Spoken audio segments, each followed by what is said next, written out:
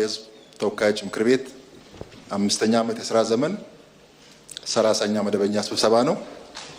በሕገ መንግስቱ አንቀጽ 58 ንዑስ አንቀጽ 1 እና በምክር ቤቱ የአሰራርና የአባላት ስነ ምግባር ደንብ አንቀጽ 22 ንዑስ አንቀጽ 2 መሰረት ከአባላት መካከል 310 የተገኙ ስለሆነ ምልዓተ ጉባኤ ተሟልቷል። ለዛሬ ሁለት የተያዙ አጀንዳዎች አንደኛ የምክር ቤቱ አምስተኛ ዓመት የሥራ ዘመን 29ኛ መደበኛ ስብሰባ ቃለ ጉባኤ መርምሮ ማጽደቅ፣ ሁለተኛ የኢትዮጵያ ፌዴራላዊ ዲሞክራሲያዊ ሪፐብሊክ ጠቅላይ ሚኒስትር ክቡር ዶክተር አብይ አህመድ የፌዴራል መንግስት የ2018 በጀት ዓመት የሥራ አፈጻጸም ሪፖርት እና የ2019 በጀት ዓመት በጀት ላይ ከምክር ቤት አባላት ለሚቀርቡላቸው ጥያቄዎች የሚሰጡትን ምላሽና ማብራሪያ ማዳመጥ እንዲሁም የፕላን በጀትና ፋይናንስ ጉዳዮች ቋሚ ኮሚቴ የ2019 በጀት ዓመት በጀት ረቂቅ በጀትን አስመልክቶ ያቀረበውን ሪፖርትና የውሳኔ ሀሳብ መርምሮ የበጀት አዋጁን ማጽደቅ፣ ሶስተኛ በምክር ቤቱ የ2018 በጀት ዓመት የማጠቃለያ ሪፖርት ላይ መወያየት ናቸው። በዚህ መሰረት አጀንዳ 1 የምክር ቤቱ አምስተኛ ዓመት 29ኛ መደበኛ ስብሰባ ቃለ ጉባኤ መርምሮ ማጽደቅ ነው። በቃለ ጉባኤ ላይ የሚቀርቡ እርማቶች ወይም ማስተካከያዎች ካሉ በ29ኛ መደበኛ ስብሰባ ቃለ ጉባኤ ላይ የሚቀርቡ እርማት ወይም ማስተካከያ ካለ ከሌለ ቃለ ጉባኤ መጽደቁን የምንደግፍ አመሰግናለሁ። ተቃውሞ ድምጽ ታቅቦ የለም። ስለዚህ የ29ኛ መደበኛ ስብሰባ ቃለ ጉባኤ በሙሉ ድምጽ ጸድቋል።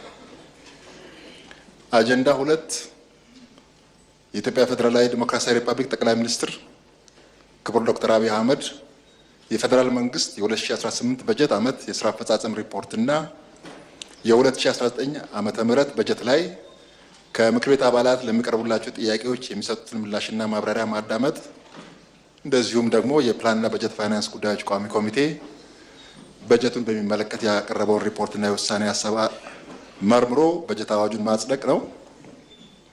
በዚህ መሰረት ክቡር ጠቅላይ ሚኒስትር ዶክተር አብይ አህመድ ከምክር ቤት አባላት ለሚቀርቡላቸው ጥያቄዎች ምላሽና ማብራሪያ ለመስጠት በመካከላችን ስለተገኙ በራሴና በኢፌዴሪ ሕዝብ ተወካዮች ምክር ቤት ስም አመሰግናለሁ።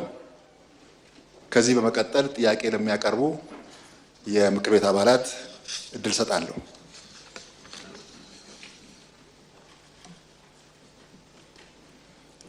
አንደኛ የተከበሩ ዶክተር አብርሃም አለማየሁ።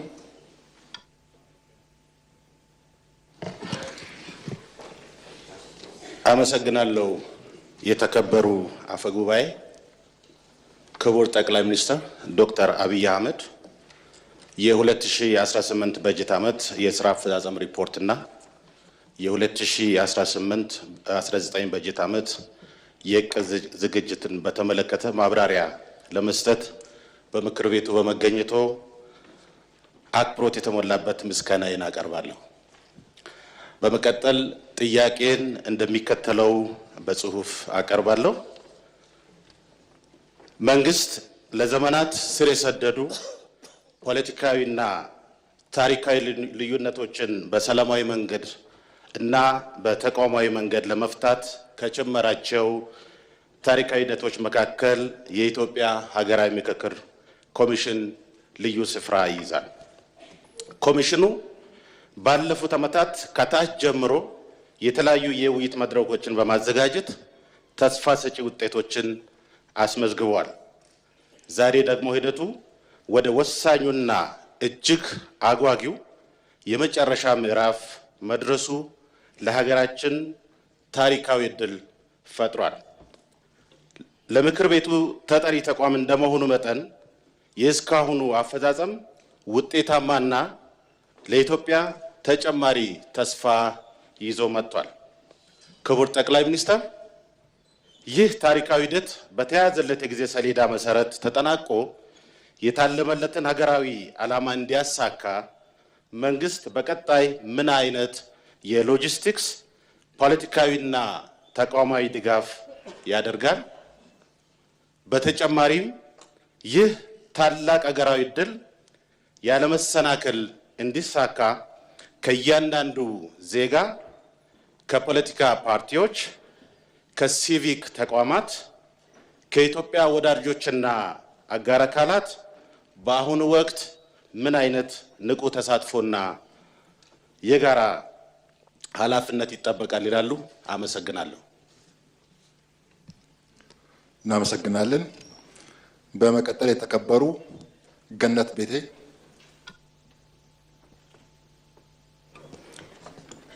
አመሰግናለሁ። የተከበሩ አፈ ጉባኤ፣ ክቡር ጠቅላይ ሚኒስትር የፌዴራል መንግስትን የ2018 በጀት ዓመት ዋና ዋና ስራዎች አፈጻጸም ሪፖርትን መሰረት በማድረግ ለምናነሳቸው ጥያቄዎች ምላሽና ማብራሪያ ለመስጠት በመካከላችን ስለተገኙ እጅግ አድርጌ አመሰግናለሁ። ከዚህ በመቀጠል ጥያቄን እንደሚከተለው አቀርባለሁ።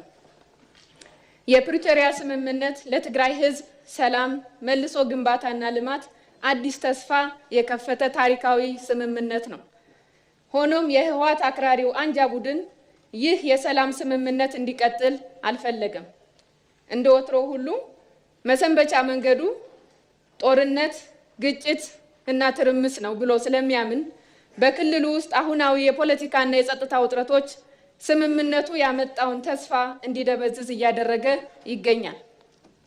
በተለይም በክልሉ የሚታዩ የታጠቁ ኃይሎች እንቅስቃሴዎች፣ የግጭት ቅስቀሳዎችና ከውጭ ኃይሎች ጋር የሚነሱ ግጭቶች፣ ከሁሉ በላይ ከቋሚ የኢትዮጵያ ጠላቶች ጋር ሆነው እናት ሀገርን ወደ ግጭት ለማስገባት የሚደረገው የባንዳነት እንቅስቃሴ በህዝቡ ዘንድ ትልቅ ጥያቄና ስጋት ፈጥረዋል።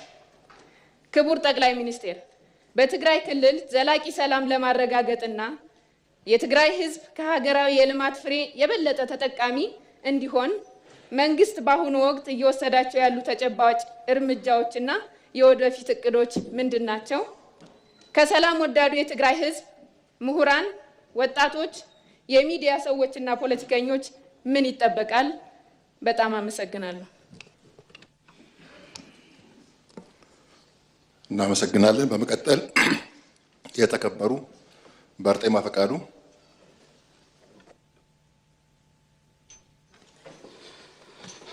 አመሰግናለሁ። የተከበሩ አፈ ጉባኤ፣ የተከበሩ የኢትዮጵያ ጠቅላይ ሚኒስትር ዶክተር አብይ አህመድ አሊ፣ ጊዜውን ጠብቀው የመንግስቶ የ2018 ዓ.ም አፈጻጸምና አጠቃላይ የመንግስቶ አፈጻጸም አስመልክቶ ከምክር ቤቱ አባላት ለሚነሳሉ ጥያቄዎች ለምክር ቤቱ አባላትና ለኢትዮጵያ ህዝብ መልስና ማብራሪያ ለመስጠት ስለተገኙ ደግሜ አመሰግናለሁ። ጥያቄዎቼን፣ አስተያየቶቼን እንደሚከተለው አቀርባለሁ። በመጀመሪያ 7ኛው ሀገራዊ ምርጫ በሰላም በመጠናቀቁና ፓርቲው ብልጽግና በማሸነፉ እንኳን ደስ ያለዎት። ክቡር ጠቅላይ ሚኒስትር፣ በመገባደድ ላይ ባለው በጀት ዓመት የህዳሴ ግድብ ብዙ ውጣ ውረዶችን የዲፕሎማሲ ስንክሳሮች ገጥመውት በአመራር ብስለትና ቆራጥነት በዜጎች ተሳትፎ በመጠናቀቁ የዲፕሎማሲያዊ ድል የመፈጸም ብቃትና በራሳችን አቅም ምን ማድረግ እንደምንችል ያሳየንበት፣ ብዙዎች ምንም ቢሉ ለሀገራችን ከፍተኛ ስኬት የተመዘገበበት ዳግማዊ አድዋ ድል ሆኖ ይዘከራል። በሀገራችን እጅግ ብዙ ፕሮጀክቶች ተጀምረው ተጠናቀዋል። ከተሞቻችን ወደ ተሻለ ገጽታ እያደጉ ይገኛሉ። እነዚህ መሰል ድሎች በቀላሉ የተገኙ አይደሉም። በውስጣቸው ሲታለፍ በጣም ብዙ ተግዳሮቶች የነበሩበትና የሀገር ውስጥ ግጭት፣ የውጭ ቀጥታና ተዘዋዋሪ ተጽዕኖዎች በቀላሉ የሚታዩ አይደሉም። ክቡር ጠቅላይ ሚኒስትር፣ አብዛኛው ወይም ሁሉንም በሚባል ደረጃ የጠቅላይ ሚኒስትሩ ትኩረት የተሰጣቸው ኢኒሼቲቮችም ሆነ ፕሮጀክቶች በጥራትም በብቃትም ይጠናቀቃሉ። በጊዜያቸውና በተቀመጠው የጊዜ ገደብ የሚጠናቀቁ ፕሮጀክቶች ህዝብና መንግስትን ያተርፍባቸዋል። ነገር ግን በአብዛኛው በመስክ እንደምናየው የተጀመሩ መንገዶች፣ ከፍተኛና መካከለኛ የመስኖ ፕሮጀክቶች በኮንትራክተር ችግር፣ በካሳ ክፍያ ችግር መንግስትና ህዝብ ለኪሳራ ይዳረጋሉ። ይህ በእርስዎ ሀይ ካልተባለና ለየት ያለ ኢንተርቬንሽን ከሌለው የተጀመሩትም አያልቁም፣ አዳዲስ የጠየቅናቸው ፕሮጀክቶችም አይሰሩም። ለእነዚህ ተጀምረው ያልተጠናቀቁ ሳይጀመሩ ታቅደው ለቀሩ ፕሮጀክቶች ምን የታሰበ ነገር አለ? የተከበሩ ጠቅላይ ሚኒስትር፣ ብዙ ዜጎች እርስዎን ማግኘት ይፈልጋሉ። ነገር ግን መንገዱ ዝግ ነው። በትላልቅ ፕሮጀክቶች ምክንያት ብዙ ዜጎች ይነሳሉ። እነዚህ ኢትዮጵያውያን ለልማት ከተነሱ በክብር ማረፊያና መስሪያ ቦታ ማግኘት እንዳለባቸው፣ መብታቸው መከበር እንዳለበት ከማንም በላይ እርስዎ ያውቃሉ። ለዚህም አቅጣጫ ያስቀምጣሉ። ነገር ግን እርስዎ ባስቀመጡት ልክ አይፈጸምም።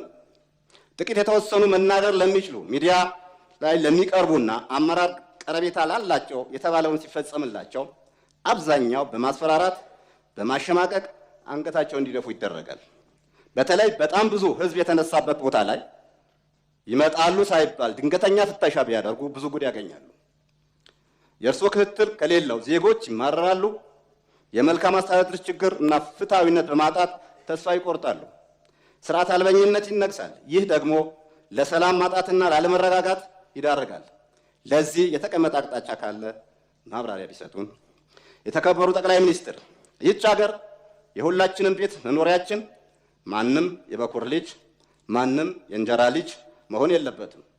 እርስዎም በዚህ ያምናሉ። ነገር ግን ዛሬ አንዱ የሚኖርባት ሌላው የሚያኗኗርባት ኑሮ ዘይቤው የተለያየባት ሀገር ሆናለች። በተለይ ሲቪል ሰርቪሱ ወይም በሲቪል ሰርቪስ ተቀጣሪው የሚኖር አኗኗር እጅግ አስከፊ ነው። በዋጋ ግሽበት፣ በገበያ ለመረጋጋት፣ በቤት ኪራይና ትራንስፖርት አቅሉን አስተው ብቻውን ሲናገር የሚጓዘው ህዝብ ቢሮ ገብቶ እንዴት ውጤታማ ስራ ሊሰራ ይችላል? ከደሞዙ 35% ግብር፣ 7% ጡረታ፣ በድምሩ 42% ይቆረጣል። 58% ደሞዙ ላይ በእያንዳንዱ በሚሸምተው ሸቀጥ 15% ቫት ይቆረጣል። ትራንዛክሽን ላይ ንግድ ባንክ ለሰርቪስ እና ቫት እያለ ሌሎችም የማይታወቁ ተቆራጮች ይቆርጣል። ለውሃ፣ ለመብራት፣ ለሌሎችም አገልግሎት ይቆረጡበታል። እነዚህ መሰል ችግሮች ተዳምረው ኑሮ መቋቋም አቅቶታልና ለዚህ ታጋሽ ሲቪል ሰርቪስ እና አነስተኛ ኑሮ ላይ ላለው ዜጋ ምን ታስቦለታል? ከሚመሰረቱት መንግስት ምን እንጠብቅ? በዚህ አጋጣሚ አዲስ አበባ ከተማ አስተዳደር እያመሰገንኩ የተማሪዎች ምገባ ከፍተኛ ዋጋ ያለው ተግባር ነው። በሺዎች የሚቆጠሩ ተማሪዎች በቀን 2 መግቦ የትምህርት ቁሳቁስ አሟልቶ ማስተማር እጅግ ከፍተኛ ኃላፊነት መወጣ ስለሆነ እውቅና ሊሰጣቸው ይገባልና ደግሜ ያመሰግናቸዋለሁ። ይህ የምገባ ፕሮግራም የትኛውም ባለሀብት፣ ሀገር ወዳድ ዜጎች፣ መንግስታዊና መንግስታዊ ያልሆኑ ድርጅቶች፣ ልበቀና ዜጎች ሊደግፉት የሚገባ ተግባር ነው። ነገር ግን አዲስ አበባ ላይ ያለው ትልቅ ተግባር ሌሎች ክልሎች ሲተገብሩት አይታይም። በሁሉም ክልሎች ወይም በአብዛኛው ክልሎች አልተጀመረም። ምግብ ማግኘት ሰብአዊ መብት ጉዳይ ስለሆነ ለዚህ ለምግብ ፕሮግራም ጠቅላይ ሚኒስትሩ በኩል ኢኒሼቲቭ ቢሆን ውጤታማ ይሆናል የሚል እምነት አለኝ። ለክልሎች አስገዳጅ ሆኖ ቢቀርብ ምን ይመስሎታል? የተከበሩ ጠቅላይ ሚኒስትር፣ ሰሞኑ የጠቅላይ ኦዲተር የ2017 ዓ.ም የፋይናንስ አጠቃቀም ግልጸኝነትና የክዋኔ ኦዲተር ሪፖርት ቀርቦልን ተወያይተናል። ጠቅላይ ኦዲተር ስራውን ጥሩ ቢሆንም ተደራሽነቱ ከፍ ቢልም ተጠያቂነት ማስፈን ላይ ስልጣን የለውም። ስልጣኑ የምክር ቤቱ፣ የጸረ ሙስና፣ የአቃቤ ሕግ እንዲሁም የገንዘብ ሚኒስቴር ሊሆን ይችላል። ትልቁ ጉልበት በእርስዎ የሚመራው ሚኒስትሮች ምክር ቤት ነው። ስለዚህ በተደጋጋሚ ባለበጀት መስሪያ ቤቶች የክዋኔ ኦዲትና የፋይናንስ ኦዲት ጉድለት ያስመዘገቡ አስፈጻሚዎች ሲጠየቁ አይታይም። ጠቅላይ ኦዲተር ጉድለት ስለዚህ በተደጋጋሚ ባለበጀት መስሪያ ቤቶች የክዋኔ ኦዲትና የፋይናንስ ኦዲት ጉድለት ያስመዘገቡ አስፈጻሚዎች ሲጠይቁ አይታይም። ጠቅላይ ኦዲተር ስራው እንደ መርሃ ግብር እየታየ ይመጣልና በክቡር ጠቅላይ ሚኒስትሩ ትኩረት ቢያገኝ እኔ በግሌ መንግስታዊ ሌብነት አለ ብዬ አላምንም። ነገር ግን የመንግስት መዋቅር ተጠቅሞ በዜጎች ላይ ምዝበራ የሚፈጽሙ የተደራጁ ኃይሎች የሉም የሚል እምነት የለኝም።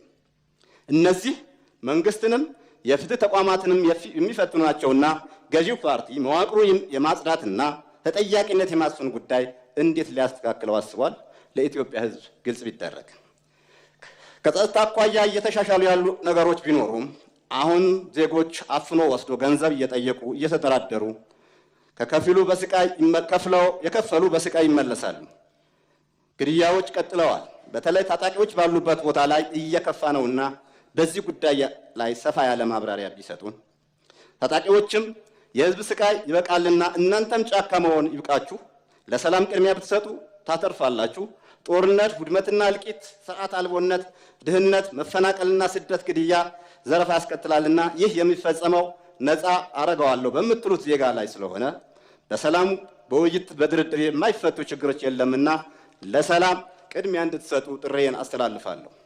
ሀገራችንም ህዝባችንም እረፍት ቢያገኙ እናንተም መንግስትም ታተርፋላችሁ። ሀገራችንም ሰላሟ ተጠብቆ ሙሉ አቅሟ ወደ ልማት ትመለሳለችና የተሻለ ሀገር ይኖረናል። የተከበሩ አፈ ጉባኤ፣ ክቡር ጠቅላይ ሚኒስትር፣ የወደብ ጉዳይ አብዛኛው ኢትዮጵያዊ እንደሚለው የህልውናችን የሉዓላዊነት ጉዳይ ነው። ሆኖም የወደብ ጉዳይ መንግስት ወደብ ያስፈልገናል ብሎ በብዙ መልኩ ጥረት ሲያደርግ ብዙ አማራጮች ሲሞክር ኃጢአት የሚሆንበት ሌላው ሲያነሳው ደግሞ ጽድቅ የሚሆንበት ምክንያት ምን እንደሆነ አይገባኝም። የወደብ ጉዳይ የሉዓላዊነት ጉዳይ ከሆነ መንግስት ወደብ ማግኘት አለብኝ ሲል ቀደም ሲል ወደብ ያስፈልገናል ብሎ ሲል የነበረው ሁሉ በደስታ መደገፍ እንጂ መቃወም የሀገር ጥቅም ላይ አሉታዊ ተጽዕኖ ማሳረፍ ነው። ክቡር ጠቅላይ ሚኒስትር፣ የወደብና የባህር ጉዳይ ምን ደረጃ ላይ እንዳለ እንዲገልጹልን እጠይቃለሁ። ሌላው ይህ ተሰናባቹ ምክር ቤት አባላት እርስዎ ለአጭር ሰዓት ማነጋገር ይፈልጋልና ካለውት ጊዜ ቢሰጡን የሚል ነገር አለኝ። በመጨረሻ የባለፈው 5 ዓመት በብዙ መልኩ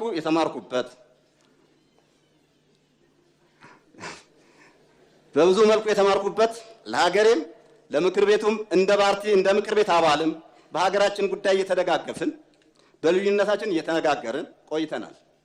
ቀጣይም አገሬ ወይም በሰጠችኝ የሥራ መስክ ለመሰማራት ዝግጁ መሆኔን እየገለጽ ለእርስዎና ለሚመሰርቱት መንግስት መልካም የሥራ ዘመን እመኛለሁ። አመሰግናለሁ።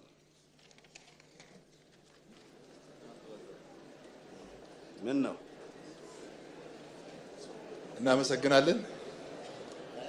እናመሰግናለን። በመቀጠል የተከበሩ መናህል ኢምራን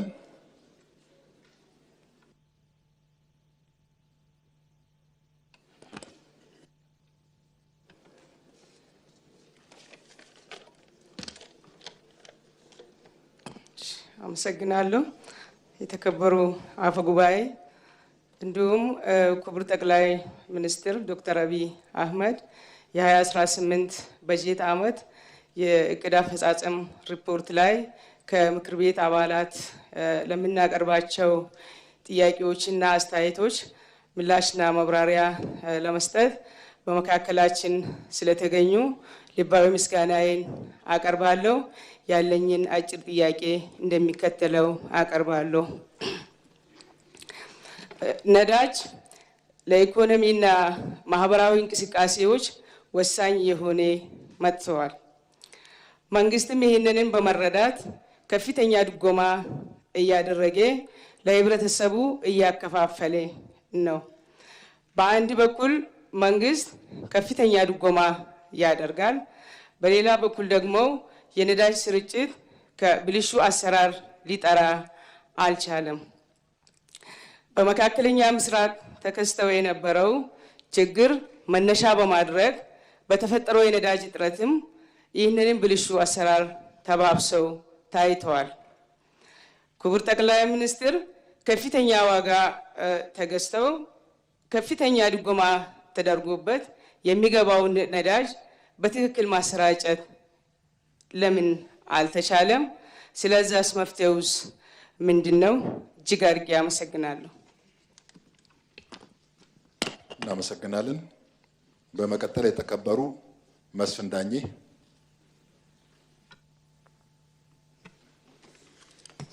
አመሰግናለሁ። የተከበሩ አፈ ጉባኤ፣ አመሰግናለሁ ክቡር ጠቅላይ ሚኒስትር። የ2018 በጀት ዓመት የስራ አፈጻጸምና የ2019 በጀት ዓመት የ2019 በጀትን አስመልክቶ የምክር ቤት አባላት ለምናነሳቸው ጥያቄዎች ማብራሪያና ምላሽ ለመስጠት በመካከላችን ስለተገኙ በድጋሚ አመሰግናለሁ።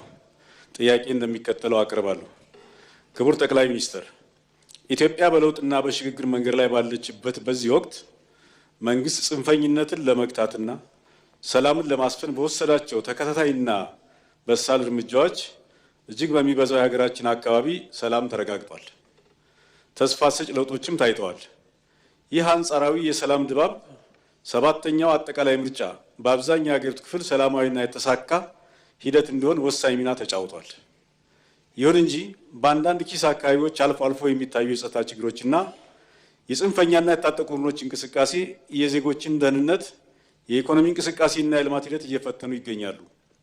ክቡር ጠቅላይ ሚኒስትር፣ የተገኘውን የሰላም ውጤት ወደ ዘላቂ ሰላም ለማሸጋገርና የጸጥታ ስጋቶችን ከስረ መሰረታቸው ለመፍታት የመንግስት ጥረት የተሟላ ለማድረግ ከፖለቲካ ማህበረሰቡ፣ ከምሁራን፣ ከሲቪክ ማህበራትና በተለይም ከሰላም ወዳዱ የኢትዮጵያ ህዝብ በቀጣይ ምን አይነት ንቁ ተሳትፎና ድጋፍ ይጠበቃል? አመሰግናለሁ።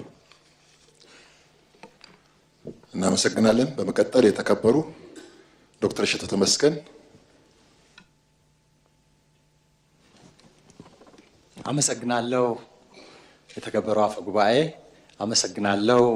ክቡር ጠቅላይ ሚኒስትር የ2018 በጀት ዓመትን ሪፖርት እና የ2019 በጀት ዓመት የትኩረት አቅጣጫዎችን በተመለከተ ለምናነሳቸው ጥያቄዎች ማብራሪያ ለመስጠት በዚህ በተከበረው ምክር ቤት በመገኘቶ የላቀ ምስጋና አቀርባለሁ።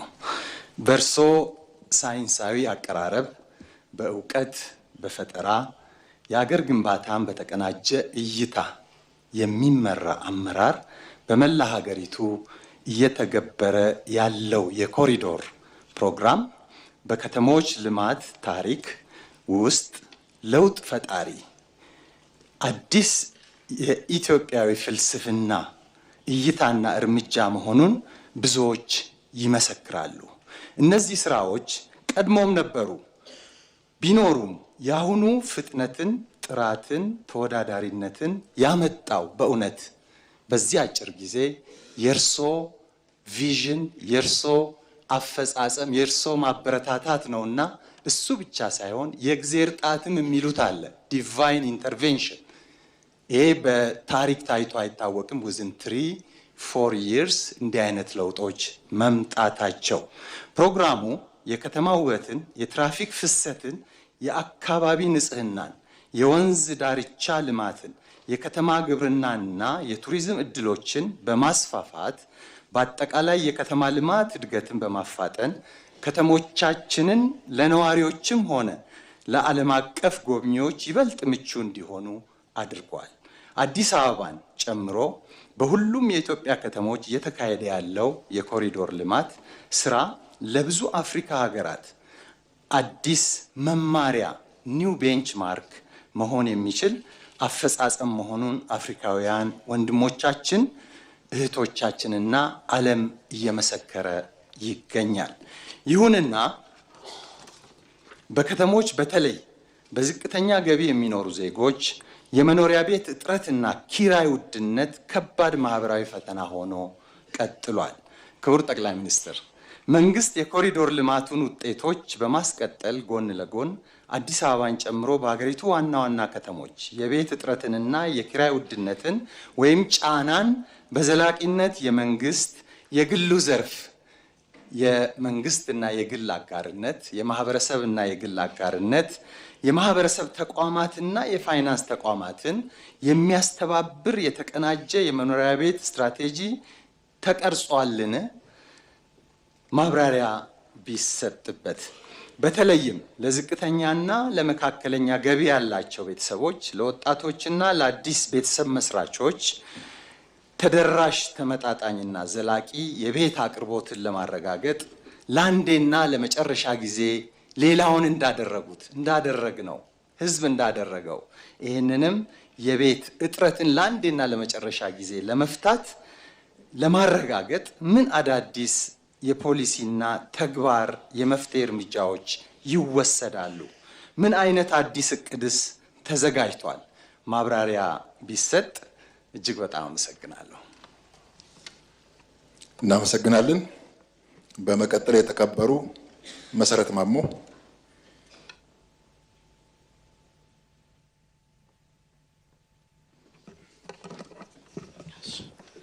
አመሰግናለሁ። የተከበሩ አፈ ጉባኤ፣ አመሰግናለሁ። ክቡር ጠቅላይ ሚኒስትር፣ ጥያቄያችንን ለመመለስ በመካከላችን ስለተገኙ ያመሰገንኩ ወደ ጥያቄ እገባለሁ።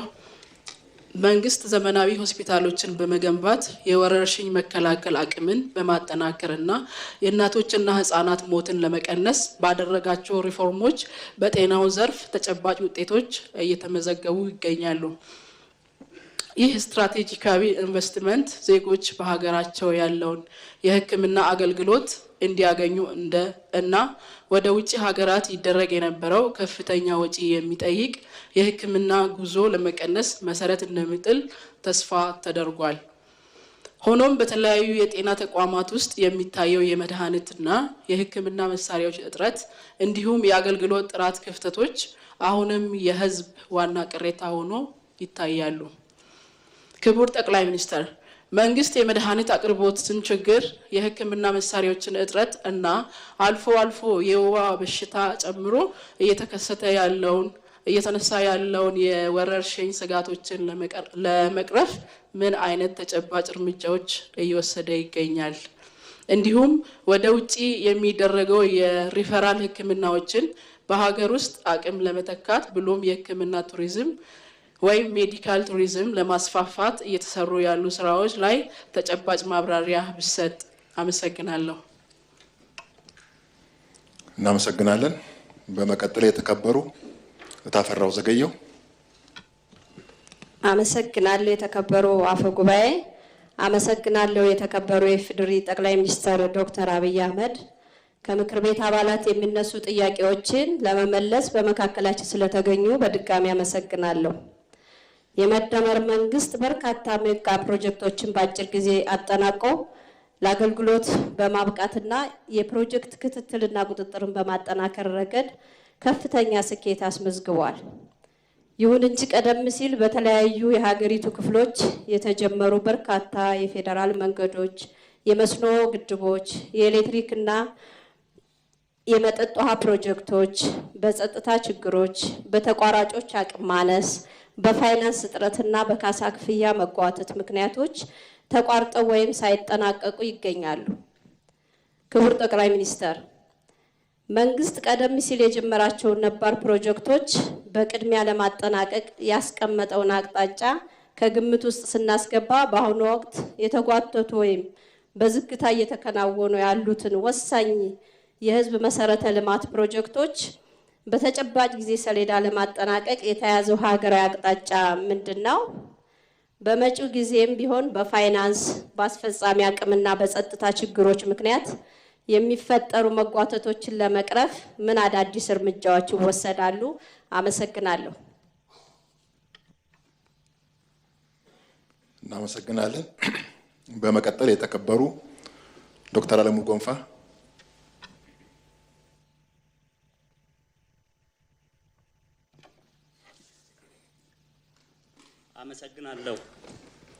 አመሰግናለሁ። የተከበሩ አፈ ጉባኤ፣ ክቡር የኢፌዴሪ ጠቅላይ ሚኒስትር ዶክተር አብይ አህመድ፣ የተከበረውን የኢትዮጵያ ሕዝብ ወክለን ለምናነሳቸው ጥያቄዎች ምላሽ ለመስጠት በመካከላችን ስለተገኙ ልባዊ ምስጋናዬን አቀርባለሁ።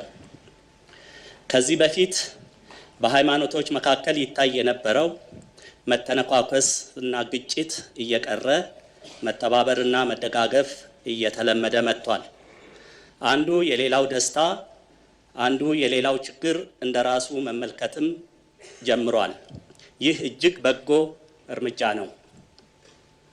ይሁን እንጂ አሁንም ሃይማኖትን እንደ ሽፋን ተጠቅሞ ጦርነትና ግጭት የሚያውጁ የፖለቲካ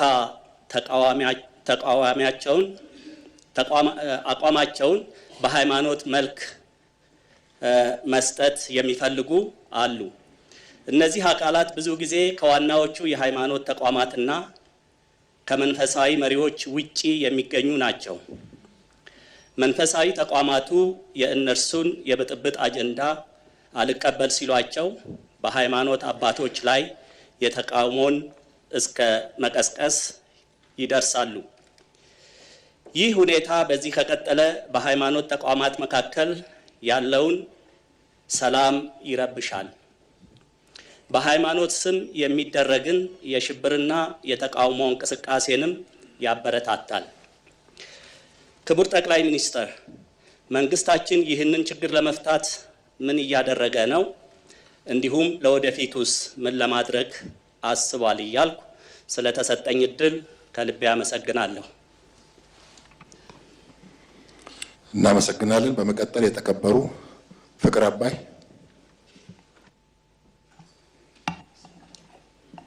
አመሰግናለሁ። የተከበሩ አፈ ጉባኤ፣ ክቡር ጠቅላይ ሚኒስትር ዶክተር አብይ አህመድ ከምክር ቤት አባላት ለሚነሱ ጥያቄዎች ምላሽና ማብራሪያ ለመስጠት በመካከላችን ስለተገኙ አመሰግናለሁ። በመቀጠልም ጥያቄን እንደሚከተለው አቀርባለሁ።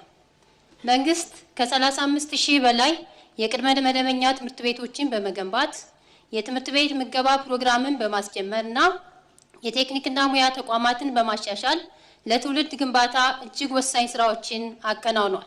እነዚህ ጥረቶች በትምህርት ዘርፉ ተጨባጭ መነቃቃትን ፈጥረዋል። ሆኖም በትምህርት ዘርፍ ሰፊ ሪፎርምና ኢንቨስትመንት እየተካሄደ ባለበት ሁኔታ የ12ኛ ክፍልና የዩኒቨርሲቲ መውጫ ፈተናዎች ውጤት አሁንም የሚጠበቀውን መሻሻል አላሳየም። ይህም በትምህርት ጥራት፣ በመሰረተ ልማትና በትምህርት ቁሳቁስ አቅርቦት ረገድ ገና ሰፊ የቤት ስራ እንዳለ ያመላክታል። ይህ አሳሳቢ የውጤት ማሽቆልቆል በወጣቶች ዘንድ ተስፋ መቁረጥ እንዳይፈጥር እንዲሁም በኢኮኖሚው ግንባታ ውስጥ ወሳኝ የሆነውን የሰው ኃይል ምርታማነት እንዳያዳክም የአጭርና የረጅም ጊዜ ስልታዊ ማሻሻያዎችን ተግባራዊ ማድረግ የወቅቱ አንገብጋቢ ጉዳይ ይመስለኛል። በተጨማሪም በወጣቶች ዘንድ የሚታየውን ስራን የማናናቅ አመለካከትና የክህሎት ክፍተት በመቅረፍ የትምህርትና ስልጠና ስርዓቱን ከዘመኑና ከገበያው ፍላጎት ጋር በሚጣጣም መልኩ ማዘመን ወሳኝ ነው። ክቡር ጠቅላይ ሚኒስትር፣ የፈተና ውጤቶችን ማሻሻል፣ የትምህርት ጥራትን ማረጋገጥና የሰው ኃይል ክህሎትን ከማክሮ ኢኮኖሚው የገበያ ፍላጎት ጋር ለማጣጣም መንግስት ምን አይነት ተጨባጭ እርምጃዎችን እየወሰደ ይገኛል? የባለድርሻ አካላትስ ሚና ምን መሆን አለበት? አመሰግናለሁ። እናመሰግናለን። በመቀጠል የተከበሩ ዶክተር ዘካሪያስ ሰርኮላ።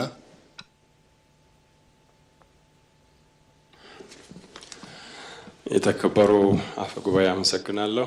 የኢፌዴሪ ጠቅላይ ሚኒስትር ክቡር ዶክተር አብይ አህመድ የፌዴራል መንግስት የ2018 በጀት ዓመት የስራ አፈጻጸም ሪፖርት እና የ2019 በጀት ለምክር ቤቱ በጀትን በሚመለከት ከምክር ቤቱ አባላት ለሚቀርቡላቸው ጥያቄ ምላሽና ማብራሪያ ለመስጠት በመካከላችን ስለተገኙ የአክብሮት ምስጋናዬን አቀርባለሁ።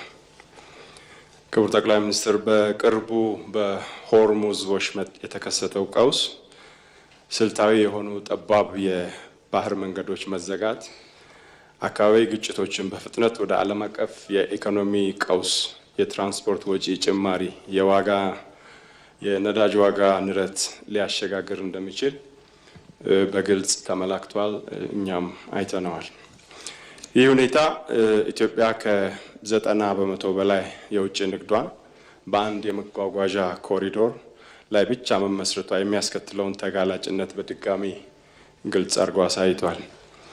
በመሆኑም የባህር በር ባለቤትነት ጥያቄ ለኢትዮጵያ የቅንጦት ሳይሆን የህልውና፣ የኢኮኖሚ ሉዓላዊነትና የረዥም ጊዜ ብሔራዊ ጥቅም ጉዳይ መሆኑን ያረጋግጣል። ከዚህ አኳያ ተዳፍኖ የቆየው ሳይነሳ እንዲያውም ታቡ ሆኖ የቆየው የኢትዮጵያ የዘመናት ጥያቄ የባህር በር ጥያቄ ወደ ውይይት መድረክ መምጣቱ አስደናቂ ውጤት እያመጣ ይገኛል። ከጥቂት ታሪካዊ ጠላቶች ውጪ አፍሪካውያን ወንድሞቻችን የኢትዮጵያ ጥያቄ ፍትሃዊ መሆኑን አድንቀዋል፣ ተቀብለዋል። የዓለም ማህበረሰብም እንዲሁ ተገንዝቧል። ክቡር ጠቅላይ ሚኒስትር፣ መንግስት ከሆርሙዝ ቀውስ የተገኘውን ትምህርት በመውሰድ የኢትዮጵያን የረዥም ጊዜ የባህር በር ባለቤትነት ጥያቄ ከንግድ ዋስትናና ከኢኮኖሚ ሉዓላዊነት አንጻር ይህንን ለማረጋገጥ በቀጣይ 5 ዓመታት ምን አይነት ተጨማሪ የዲፕሎማሲ አቅጣጫዎችና የፖሊሲ እርምጃዎችን ይከተላል ቢብራራ። የኢትዮጵያ ፍትሃዊና ህጋዊ ጥያቄ ታሪካዊ ጥያቄ ለማዛባት የሚንቀሳቀሱ ለኢትዮጵያ ቋሚ ጠላቶች መንግስት ያለው መልእክት ምንድን ነው? ለእነዚህ ጠላቶች እንዲሁም ለባዕዳን እየተላላኩ የኢትዮጵያን ብሔራዊ ጥቅም አደጋ ላይ እንዲወድቅ የሚንቀሳቀሱ የውስጥ ባንዳዎች፣ ተላላኪዎች እንዲማሩ ማብራሪያ ቢሰጥበት። አመሰግናለሁ። እናመሰግናለን። በመቀጠል የተከበሩ ዶክተር መብራቱ አለሙ። አመሰግናለሁ። የተከበሩ አፈ ጉባኤ፣ ክቡር ጠቅላይ ሚኒስትርም እንግዲህ የ2018 በጀት ዓመት የመንግስት አፈጻጸም ሪፖርት አስመልክቶ ለምናነሳቸው ጥያቄዎች ምላሽና ማብራሪያ ለመስጠት በመካከላችን ስለተገኙ እጅግ በጣም አመሰግናለሁ። ሪፖርቱ በኢኮኖሚ፣ በግብርና፣ በኢንዱስትሪ፣ በውጭ ግንኙነት፣ በመሰረተ ልማት፣ በአረንጓዴ ልማት፣ በቱሪዝም እና በሌሎች ዘርፎች የተገኙ ውጤቶችን በሰፊው አቅርቧል። በተለይም ኢትዮጵያ በቱሪዝም ዘርፍ የተፈጥሮና የታሪክ ሀብቶቿን በቻለ ሁኔታ ለዓለም ለማስተዋወቅ የተደረገው ጥረት፣ የመዳረሻ ልማቶች፣ የከተሞች ውበት ማሻሻያ እና የሀገራችን መልካም ገጽታ ለማጎልበት የተወሰዱ እርምጃዎች አበረታች መሆናቸውን ለመግለጽ እፈልጋለሁ። እንዲሁም በኢኮኖሚ ማሻሻያ፣ በኢንቨስትመንት ማበረታቻ፣ በውጭ ምንዛሪ ግኝት ለማሳደግ የተደረጉ ጥረቶች፣ የኤክስፖርት አፈጻጸም ለማሻሻል የተወሰዱ እርምጃዎች እና የልማት ፕሮጀክቶችን ለማስቀጠል የተደረገው ጥረት የሚበረታታ ነው። ከዚህ ጋር ተያይዞ የማቀርባቸው ሀሳቦችና ጥያቄዎች የመንግስትን ጥረት ለማጣጣል ሳይሆን የሀገራችን እድገት የበለጠ ለማፋጠን፣ የህዝባችን ተስፋ ለማጠናከርና የመንግስት ፖሊሲዎች በሁሉም ዜጎች ህይወት ላይ ተጨባጭ ለውጥ እንዲያመጡ በሚል መንፈስ የቀረቡ ናቸው። ከዚህ መነሻ በመነሳት በቀጣዩ የመንግስት የስራ ዘመን ልዩ ትኩረት ሊያገኙ ይገባል ብዬ ማምናቸውን 4 ዋና ዋና ጉዳዮች በአክብሮት ማቅረብ ፈልጋለሁ። የመጀመሪያው ዘላቂ ሰላም፣ ብሔራዊ መግባባትና የህግ የበላይነትን በተመለከተ ነው። ክቡር ጠቅላይ ሚኒስትር በሪፖርቱ የተጠቀሱት የኢኮኖሚና የልማት ስኬቶች እጅግ በጣም የሚበረታቱ ናቸው። ሆኖም ሁሉም የልማት ውጤቶች መሰረት ዘላቂ ሰላም መሆኑን ሁላችንም እንስማማለን። ዛሬም በተለያዩ የሀገራችን አካባቢዎች ዜጎች በመረጋጋት መኖር፣ በነፃነት መንቀሳቀስ፣ ሀብታቸውን ማልማትና ልጆቻቸውን በሰላም ማስተማር አጥብቀው የሚሹት ጉዳይ እንደሆነ በየአካባቢው እንሰማለን። ከዚህ ጋር ተያይዞ በቀጣይ ዓመት ዘላቂ ሰላምን ለማጠናከር፣ ብሔራዊ መግባባት ሂደትን ለማፋጠን፣ የህግ የበላይነትን በሁሉም የሀገሪቱ አካባቢዎች በኩል ለማረጋገጥና የዜጎች ደህንነት ለማጠናከር መንግስት ምን አዳዲስ ወይም የተጠናከሩ ፖሊሲዎችና ተቋማዊ እርምጃዎችን ለመተግበር አቅዷል የሚል ነው። ሁለተኛው የኑሮ ውድነት፣ የስራ ዕድልና አካታች ኢኮኖሚ በተመለከተ ነው። በሪፖርቱ እንደተገለጸው በሀገራችን ኢኮኖሚ ማሻሻያ በውጭ ንግድ፣ በኤክስፖርት እድገት፣ በኢንቨስትመንት መስፋፋትና በሌሎች ዘርፎች የተለያዩ አበረታች ውጤቶችን አስመዝግባለች። እነዚህ ጥረቶች የኢኮኖሚያችን መሰረት ለማጠናከር የሚያበረታቱ መሆናቸውን እናምናለን። ይሁን እንጂ ከፓርላማ አባልነቴ በተጨማሪ በየጊዜው ከህዝብ ጋር በምናደርገው ግንኙነት የምንሰማ ዋነኛ ጥያቄ አሁንም የኑሮ ውድነት፣ መሰረታዊ ሸቀጦች ዋጋ መናር፣ የስራ ዕድል እጥረትና በተለያዩ ወጣቶች ተስፋ እየተፈተነ መሆኑን ነው። ስለሆነም በቀጣዩ የበጀት ዓመት አዲሱ መንግስት ሲዋቀር የዋጋ ንረትን በዘላቂነት ለመቀነስ፣ የስራ ዕድሎችን በተለይም ለወጣቶችና ለሴቶች ለማስፋፋት፣ የግሉን ዘርፍ ተሳትፎ ለማጠናከርና ኢኮኖሚ እድገቱ ፍሬ ለሁሉም ዜጎችና ክልሎች በፍትሃዊነት ለማዳረስ መንግስት ምን አዳዲስ እርምጃዎችን ለመውሰድ አቅዷል የሚል ነው። ሶስተኛው የመሰረተ ልማት ፍትሃዊ ተደራሽነትና የክልሎችን ተመጣጣኝ ልማት በተመለከተ ነው። ክቡር ጠቅላይ ሚኒስትር መንግስት በመንገድ፣ በአየር ትራንስፖርት፣ በኃይል ማመንጫ፣ በከተማ ልማት፣ በሌሎች መሰረተ ልማቶች ያከናወናቸው ስራዎች ለሀገራችን የረጅም ጊዜ እድገት መሰረት እንደሚሆኑ ምንም ጥርጥር የለኝም። ይሁን እንጂ የሀገራችን ልማት ሙሉ ለሙሉ የተሳካ የሚባለው ሁሉም ክልሎች በኩል ተጠቃሚ ሲሆኑ ብቻ ነው። እኔ በመወክለው ቤንሻንጉል ጉሙዝ ክልል ህዝብ በተደጋጋሚ የሚያነሳቸው ጉዳዮች የሚከተሉት ናቸው። በአመቱ የሚያገለግሉ የአስፓልት መንገዶች እጥረት። በቤንሻንጉል 3 ዞኖች ናቸው ያሉት፣ መተከል፣ ከማሽና አሶሳ። 3ቱም ዞኖች የሚያገናኝ አንድ የአስፓልት መንገድ እስካሁን የለም። የቴሌኮሙኒኬሽን ኔትወርክ አለመዳረስና መቆራረጥ ይታያል። እንዲሁም የኤሌክትሪክ ኃይል የመቆራረጥና አለመዳረስ፣ እንግዲህ ያው ክልሉ የህዳሴ ግድብ መገኛ ነው። የኤሌክትሪክ እጥረት በተደጋጋሚ ይስተዋላል ማለት ነው። የዲጂታል አገልግሎትም ውስንነቶች በክልሉ ይታያሉ። አክቹአሊ እነዚህ ችግሮች የአንድ ክልል ብቻ አይደሉም፣ የሀገራችን የፍትሃዊ ልማት መለኪያዎች ናቸው። ቤንሻንጉል ጉሙዝ እንደ ሀገር የኢነርጂ፣ የግብርና፣ የማዕድን፣ የንግድና የድንበር ኢኮኖሚ ማዕከል የመሆን ከፍተኛ አቅም ያለው ክልል ነው። ስለዚህ እዚህ ክልል የሚደረጉ መሰረተ ልማት ኢንቨስትመንቶች እንደ ሀገር ኢኮኖሚ ለመገንባት ትልቅ ጠቀሜታ አላቸው ብዬ ስለማመን በቀጣዩ ዓመት በቤንሻንጉል ጉሙዝ ጨምሮ ሌሎች በመሰረተ ልማት ወረራ ላይ የቀሩ ክልሎች የመንገድ ግንባታ ጥገና፣ ቴሌኮሙኒኬሽን ሽፋን እና ኤሌክትሪክ ተደራሽነትን ለማስፋት የተለየ ምን አይነት ፕሮግራም ወይም እቅድ ተዘጋጅቷል ማለት ነው። በስተመጨረሻ ያው የመልካም አስተዳደር እና አካታች ዲሞክራሲን በተመለከተ ነው። በየክልሉ የምንሰማቸው የህዝብ ጥያቄዎች በአብዛኛው የመልካም አስተዳደር ከፍትህ፣ ከተጠያቂነት፣ ከአገልግሎት ጥራት እና ከሌብነት መከላከል ጋር የተያያዙ መሆናቸው ይታያል። ይህ ጉዳይ የመንግስት ወይም የተቃዋሚ ፓርቲ ጉዳይ ብቻ አይደለም፣ የሀገራችን የዲሞክራሲ ጥራት መለኪያም ጭምር ስለሆነ በቀጣዩ እንግዲህ አዲስ መንግስት ሲመሰረት በእርግጠኝነት ሌቦች ሾልኮ ይገባሉ የሚል እምነት የለኝም። አዳዲስ የማይሰርቁ አመራሮች ይመጣሉ ብዬ ተስፋ አደርጋለሁ። ሁሉንም ፖለቲካ ተዋናዮች ተሳትፎ የሚበረታታ የዲሞክራሲ ማሻሻያ ሂደት ይኖራል የሚል እቅድ አለኝና ተጨማሪ ስራዎች ምን ይሰራሉ የሚል ነው። በአጠቃላይ የዛሬ ውይይታችን የሀገራችን ሰላም፣ ልማት፣ ዲሞክራሲና የዜጎቻችን የኑሮ ሁኔታ ወደ ተሻለ ደረጃ ለማድረስ የሚያግዝ ገንቢ ውይይት እንደሚሆን ተስፋ አደርጋለሁ። አመሰግናለሁ። እናመሰግናለን። በመቀጠል የተከበሩ ዶክተር ተውፊቅ አብዱላሂ።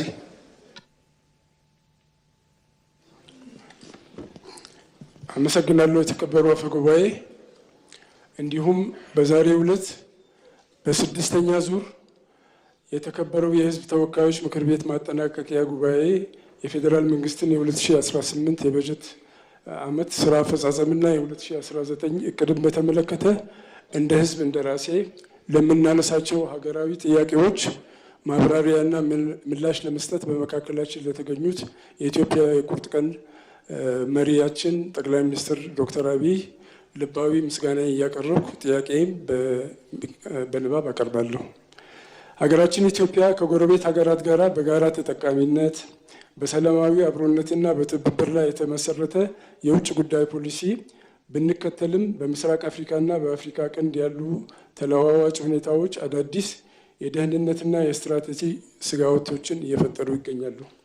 በተለይም በሱዳን ያለው አለመረጋጋት፣ በቋሚነት በሻዕቢያ መንግስት በኩል የሚስተዋሉ ጸብጫሪነት፣ አፍራሽና አሉታዊ አቋሞች እንዲሁም የግብፅ ስግብግብ ቀጠናዊ ፍላጎቶች በኢትዮጵያ ብሔራዊ ጥቅሞችና በቀጠናዊ ሰላም ላይ አሉታዊ ተጽዕኖ የሚያሳድሩ ውጫዊ ተግዳሮቶች ሆነው ቀጥለዋል። ክቡር ጠቅላይ ሚኒስትር ዶክተር አብይ አህመድ ከግብፅ ከሱዳንና ከኤርትራ ጋር በተያያዘ ያሉ ወቅታዊና የረጅም ጊዜ ስጋቶችን ለመቀነስ የኢትዮጵያ ብሔራዊ ጥቅምን ለማስከበርና የቀጠናችንን ሰላም መረጋጋት ለማጠናከር እየተከተል ያለውን የዲፕሎማሲ ስትራቴጂ አቋም ቢገልጹልን። አመሰግናለሁ። እናመሰግናለን። በመቀጠል የተከበሩ ዶክተር ደሳለኝ ጫኔ።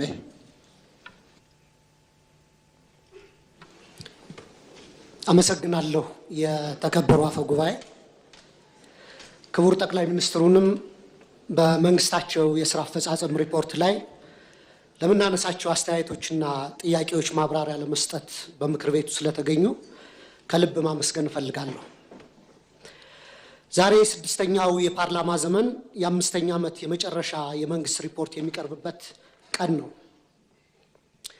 ላለፉት 5 ዓመታት ገዢው ፓርቲ የሚያጸድቃቸውን ህጎችና ፖሊሲዎች በጭፍን ሳልደግፍና በጭፍን ሳልቃወም ህዝባችን የሚገረፍበትን አለንጋ እያየሁ ድምፄን ሳላጠፋ የመንግስት አሰራሮችን ያለማወላወል ስተች እንዲሁም ለሀገሬ ይጠቅማል ያልኩትን ሀሳብ ሰነዝር ቆይቻለሁ።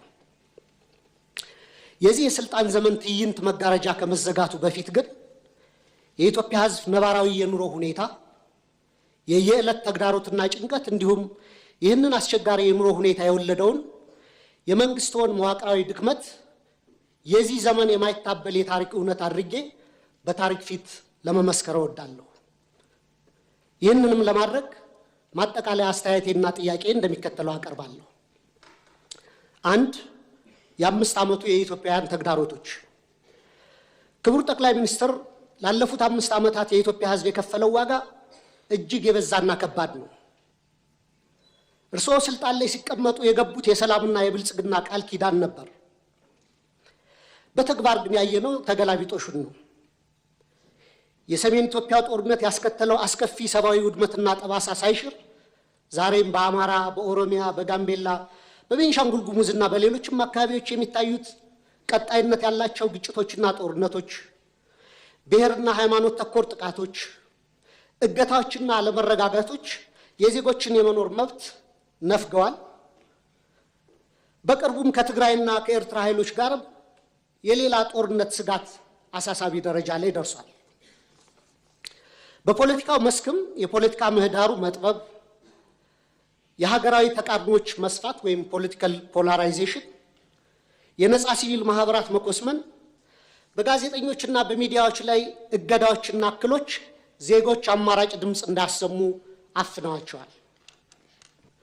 በርካታ የፖለቲካ እስረኞችም ህገ መንግስታዊ የፍትህ ዋስትና ተነፍገው ይገኛሉ። ይህ አጠቃላይ የሰላም የጸጥታና የፖለቲካ ውድቀት የፓርቲው የተሳሳተ ፖለቲካዊ ፍልስፍናና ብሔራዊ አንድነትን በተግባር ማምጣት ያቃተው የመደመር ትረካ መዋቅራዊ ስብራት ውጤት ነው። 2 ስልታዊና መዋቅራዊ ስህተቶች። መንግስት የችግሮቹን ስራ መሰረት ትቶ ምልክቶችን ብቻ የመቀጥቀጥና በቁጥር ጨዋታ ህዝብን የማደናገር አካሄድ እየተከተለ ነው። በተላከልን የመንግስት አፈጻጸም ሪፖርት ላይ የሀገሪቱ ኢኮኖሚ በ2018 በጀት ዓመት 10.2 እንደሚያድግ፣ የግብር ገቢ 1.5 ትሪሊየን ብር መድረሱን፣ የሸቀጦች የወጭ ንግድ 11 ቢሊዮን ዶላር ማስገኘቱንና የውጭ ሐዋላ ፍሰት 7.7 ቢሊዮን ዶላር መድረሱ ተገልጿል። ነገር ግን እነዚህ የቁጥር ስኬቶች የዜጎችን የኑሮ እውነታ ፍጹም አይወክሉም። እንዲያውም መሬት ላይ ካለው እውነታ ጋር በጽኑ ይጋጫሉ። ምክንያቱም አንደኛ የኑሮ ውድነትና የዋጋ ግሽበት ከገቢያችን ጋር አልተመጣጠነም። ሪፖርቱ እስከ ግንቦት 2018 ዓ.ም አጠቃላይ የዋጋ ግሽበት 13.4፣ የምግብ የዋጋ ግሽበት ደግሞ 15% ደርሷል ይላል። ይህን ግሽበት ለመደጎም መንግስት 379 ቢሊዮን ብር ማውጣቱ ቢገለጽም በተግባር ግን ባለፉት ዓመታት የተተገበረው የማክሮ ኢኮኖሚ ማሻሻያ ዝቅተኛውን የማህበረሰብ ክፍል ለከፋ ድህነት በዳረገበት ሁኔታ ላይ እንገኛለን። ማሻሻያውን ተከትሎ የመጣው ሰማይ የነካ የዋጋ ግሽበት በሚሊዮኖች የሚቆጠሩ ዜጎችን የመግዛት አቅም ሙሉ በሙሉ አሳጥቷል። ይህንንም ተከትሎ ቋሚ ደሞዝ የሚከፈላቸው የመንግስትና የግል ድርጅቶች ሰራተኞች፣ ዝቅተኛ ገቢ ያላቸው የከተማ ነዋሪዎች፣ አነስተኛ ነጋዴዎች፣ አነስተኛ ይዞታ ያላቸው አርሶ አደሮችና አርብቶ አደሮች ወገኖቻችን በስውር ረሃብ ውስጥ ወድቀዋል። የቤት ኪራይ ከአብዛኛው ዜጎቻችን ወርሃዊ ገቢ በላይ ሆኗል። በአሁኑ ወቅት በሀገራችን መካከለኛ የሚባል የህብረተሰብ መደብ ጠፍቶ ጥቂት እጅግ የበለጸጉና አብዛኛው በድህነት የሚማቀቅ 2 መደቦች ሆነዋል። ሌላው የተደበቀ የሀገር ውስጥ ዕዳ መኖሩ በሪፖርቱ መረጃ መንግስት በበጀት ዓመቱ 1.13 ትሪሊየን ብር ብድር መልቀቁንና 91% የሚሆነውም ለግሉ ዘርፍ የተሰጠ ነው ይላል። ክቡራን የብሔራዊ ባንክ ገዥና የፋይናንስ ሚኒስትርን በተደጋጋሚ ላለፉት ዓመታት መንግስት አንድም ሳንቲም የንግድ ብድር ኮመርሻል ሎን አልተበደረም እያሉ ይናገራሉ። ይህ የውጭ ንግድ ብድርን ብቻ ነጥሎ በማየት እውነታውን የማደብዘዝ አካሄድ ነው። መንግስቶ በግምጃ ቤት ሰነድ እና በሀገር ውስጥ የዕዳ ዋስትናዎች አማካኝነት ከሀገር ውስጥ ባንኮችና ተቋማት በቢሊዮኖች የሚቆጠር ብር እየተበደረ መሆኑንና ይህም የሀገር ውስጥ የዕዳ ሸክምን በከፍተኛ ደረጃ እንዳናረው እና የግሉን ዘርፍ ብድር እንዳጣበበው ለምን ተደበቀ? በየጊዜው በዚሁ ፓርላማ የምናጸድቃቸው በቢሊዮኖች ዶላሮች የሚቆጠሩ የእርዳታ ብድሮች ኮንሴሽናል ሎንስ ለምን በሪፖርቱ አይካተቱ? የዕዳው ምንጭና አይነት መለወጡ ዕዳው መኖሩን ያስቀራል ወይ?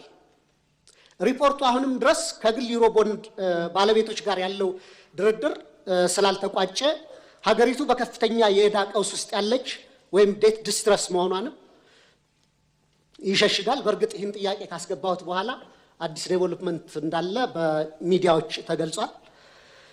ሌላው የትምህርትና የማህበራዊ ዘርፍ መውደቅ አለ።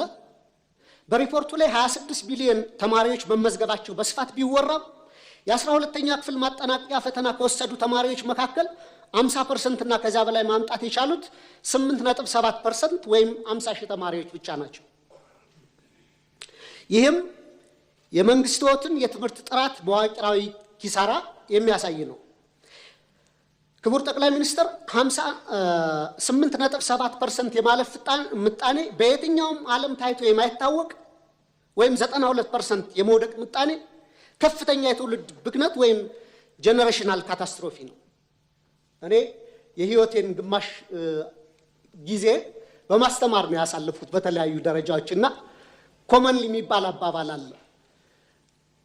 መምህሩ ፈተና አውጥቶ ተማሪዎችን ማሳለፍ ካልቻለና ከወደቁ የወደቀው መምህሩ ነው የሚል ኮመን አባባል አለ በእኛ በአስተማሪዎች ዘንድና ይህን ያክል 92% የመውደቅ ምጣኔ ካለ እኔ ወድቋል ብዬ ማስበው ትምህርት ሚኒስቴር ነው።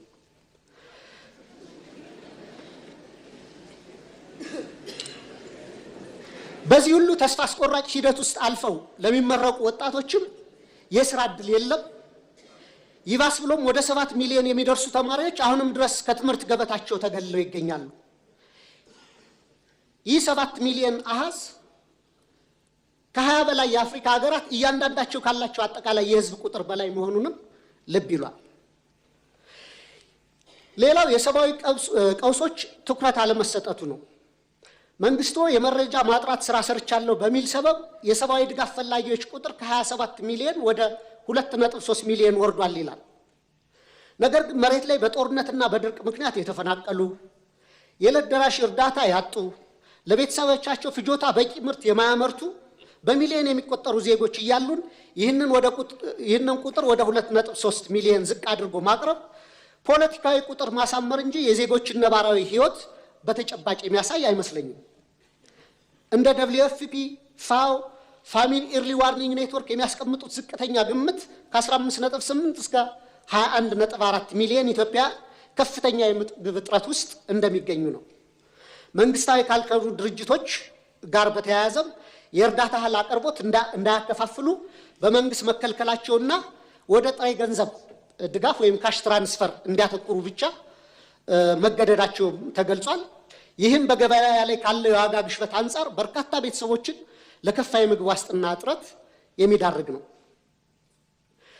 የዓለም አቀፍ የገንዘብ ድርጅት እና የዓለም ባንክ በርካታ ገንዘብ ዶላር ወደ ኢትዮጵያ ኢኮኖሚ ኢንጀክት እያደረጉ ነው፣ ፓምፕ እያደረጉ ነው። ይህ መግባቱን ተከትሎ ደግሞ የመጣው ጊዜያዊ የማክሮ ኢኮኖሚ መረጋጋት ታይቷል። እሱ ጥሩ ነው። የፎሬን ከረንሲ ሪዘርቭ ማደጉ የማክሮ ኢኮኖሚ አመላካቾችም በተወሰነ ደረጃ መረጋጋት ማሳየታቸው መልካም ጅማሮ ቢሆንም የተገኘው ለውጥ የኢትዮጵያውያንን ህይወት በተግባር ካልቀየረ ዘላቂ ትርጉም አይኖረውም። የችግሮቻችን ስረ መሰረት ችላ በማለት በጊዜያዊ ማስታገሻዎችና በፎሬክስ ክምችት እድገት ትረካ ብቻ ሀገር ረጅም መንገድ መውሰድ የምንችል አይመስለኝም። 3 የመፍትሄ ሐሳቦች። ክቡር ጠቅላይ ሚኒስትር፣ እኔ በተደጋጋሚ ለማሳየት እንደሞከርኩት ለሀገራችን ዘላቂ ሰላምና መረጋጋት፣ ብሔራዊ ደህንነትና ልማት የሚከተሉት 3 መፍትሄዎች ዛሬም በመጨረሻ ቀን ደጋግሜ ማቅረብ እፈልጋለሁ። 1 እውነተኛ ብሔራዊ ውይይትና የፖለቲካል መፍትሄ ፖለቲካል ሴትልመንት መድረስ አለብን። በብሔራዊ ምክክር አጀንዳ ማሰባሰብ ሂደት ከ200 ሺህ በላይ ዜጎች ተሳትፈውባታል የተባለለት ሂደት ሐምሌ 2008 ጀምሮ ሀገራዊ ምክክር ጉባኤው እንደሚካሄድ ተገልጿል። ይህንን አንደኛ ከመንግስት የፖለቲካ ተጽዕኖ ሙሉ በሙሉ ነፃ ማድረግ፣ ሁለተኛ አሁንም ተቻኩለን ሂደቱን ለመጨረስ ከምንሯሯጥ ይልቅ ሁሉንም የታጠቁና ያልታጠቁ የፖለቲካ ኃይሎችን ያካተተ እውነተኛ የምክክር ሂደት ማድረግ ያስፈልጋል ብዬ አስባለሁ። ሀገራችን እግር ከወርች አስረው የያዟትን የፖለቲካ ቅራኔዎች በዘላቂነት ለመፍታት ወደ ነፃና ፍትሃዊ የሽግግር ሂደት ትራንዚሽናል ጀስቲስ ሂደት ማምራትና ሁሉን አቀፍ ሀገራዊ እርቅ ማውረድ ብቸኛው መውጫ መንገዳችን ነው። የታጠቁ ኃይሎች ውጊያ በቀጠሉበት ሁኔታ የሚካሄድ የምክክር ሂደቱ በተጠናቀቀ ማግስት የእርስ በርስ ጦርነቱ ከቀጠለ የምክክር ሂደቱ ከፍተኛ የገንዘብና ጊዜ ባከነበት ትርጉም የለሽ ሂደት ሆኖ እንደ ማንነትና ወሰን እንዲሁም እንደ ብሔራዊ እርቀ ሰላም ኮሚሽኖች ያለ ውጤት ይበተናል። 2 ሁሉን አሳታፊ ህገ መንግስታዊ ማሻሻያና እውነተኛ ፌዴራላዊ ስርዓት ማቆም ያስፈልጋል።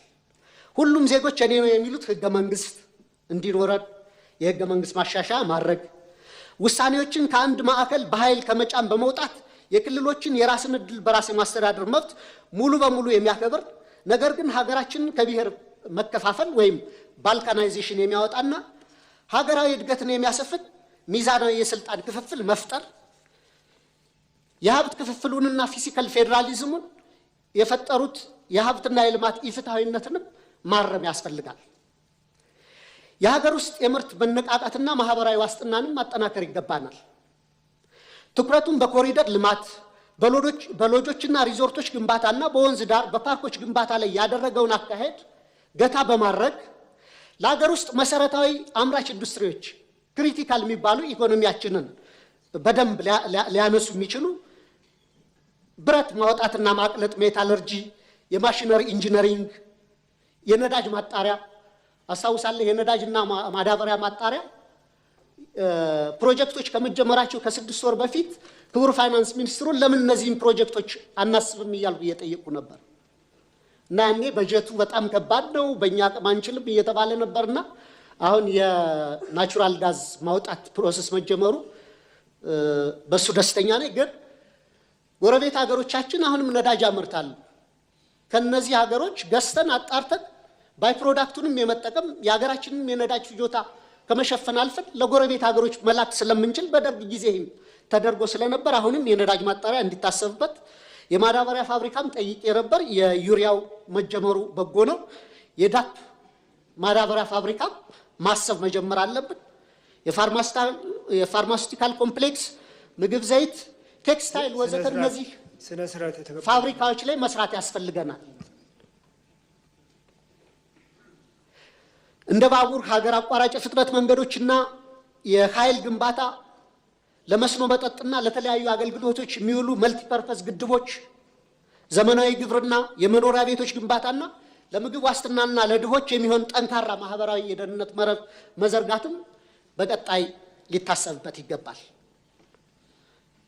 በመጨረሻም ጥያቄ መንግስቱ ላለፉት 5 ዓመታት ሲከተለው የቆየውን የፖለቲካ ችግሮችን በኃይል ከመፍታት ወደ ሰለጠነ የፖለቲካ ድርድር በመሻገር ሀገራዊ አቅምን የበሉትን የትጥቅ ግጭቶች በዘላቂነት ለመቋጨት ሁሉንም የታጠቁ ኃይሎች የሚጋብዝበት እውነተኛና አካታች የፖለቲካ ድርድር ለማድረግ እንዲሁም የህዝቡን መሰረታዊ ህልውናና የኑሮ ዋስትና ለማረጋገጥ የሚወስዱት በተግባር የሚለካ ግልጽ የሰላም የጊዜ ሰሌዳ ለማዘጋጀት ያለውን ቁርጠኝነት ቢያብራሩልን።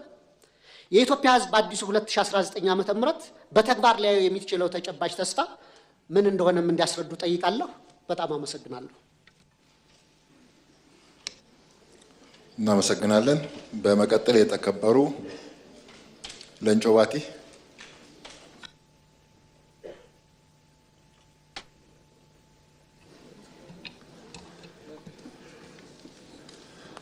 አመሰግናለሁ። የተከበሩ አፈ ጉባኤ፣ ክቡር ጠቅላይ ሚኒስትር በተከበረው ምክር ቤት በመገኘቶና ለሚነሱ ጥያቄዎች ምላሽ ለመስጠት ዝግጁ በመሆኑ እናመሰግናለን።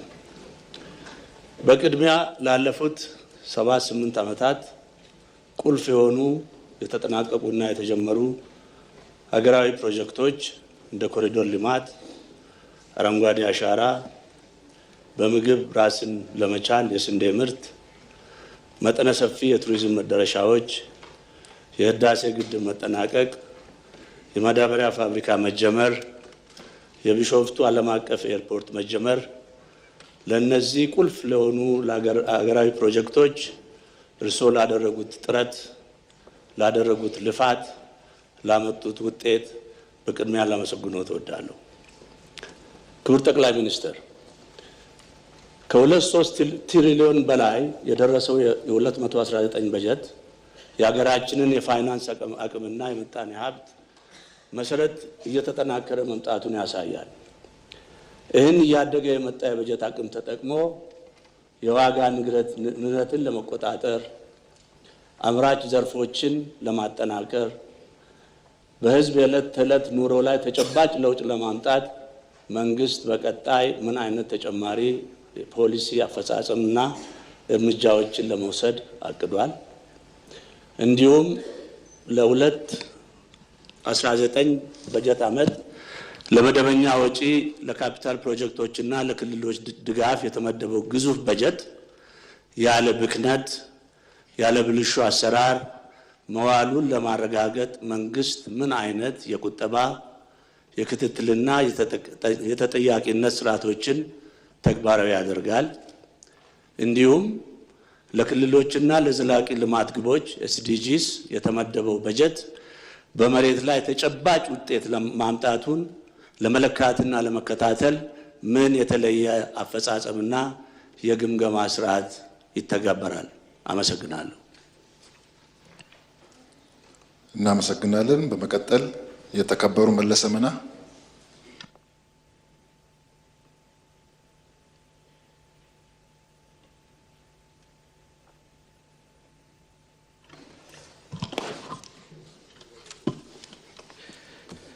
አመሰግናለሁ የተከበሩ አፈ ጉባኤ። አመሰግናለሁ ክቡር ጠቅላይ ሚኒስትር። ኢትዮጵያ በአፍሪካ ፈጣን የኢኮኖሚ እድገት እያሳየች ካሉ ቀዳሚ ሀገራት ተርታ መሰለፏ የሁላችንም ኩራት ነው። መንግስት እየተገበረ ያለው የማክሮ ኢኮኖሚ ሪፎርም ስራዎች በተጨባጭ በሚቆጠርና በሚለካ መንገድ አስደማሚ ውጤት እየተመዘገበ ይገኛል። ዓመታዊ ሪፖርቱ እንደሚያሳየው በመንግስትና በግሉ ዘርፍ ትብብር የተወሰዱ ስልታዊ እርምጃዎችና የልማት ፖሊሲዎች በ2018 በጀት ዓመት የታቀደውን አጠቃላይ ሀገራዊ ምርት እድገት GDPን ለማሳካት ጠንካራ መሰረት መጣላቸውን ሪፖርቱ ያረጋግጣል። በመሆኑም ክቡር ጠቅላይ ሚኒስትር ለዚህ ውጤት መሳካት ለሰጡት ቁርጠኛና ብቁ አመራር ኢትዮጵያ ታመሰግኖታለች። የተከበራችሁ የምክር ቤት አባላት ክቡር ጠቅላይ ሚኒስትር እንድታመሰግኑ በክብር እጠይቃለሁ።